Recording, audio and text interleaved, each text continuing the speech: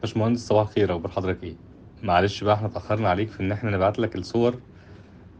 بس انت عارف بقى الفرح والسفر والرجوع وتظبيطات ونزول الشغل، الوقت ده كله بيتاخر يعني.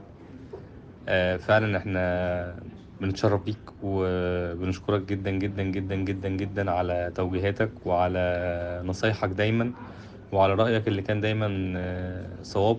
وان انت استحملتنا كتير في ديبيتات كتيرة ونيجوشيشن وحاجات كتير كده، مع اختلاف الآراء لحد ما طلعنا بالشغل ده يعني.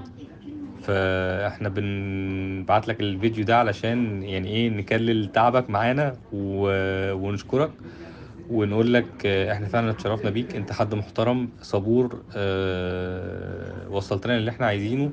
احنا فعلا مبسوطين بالمكان اللي احنا قاعدين فيه، نتيجة توجيهاتك يعني. فربنا يجعله في ميزان حسناتك ويوسع عليك، ومن نجاح لنجاح دايما. شكرا.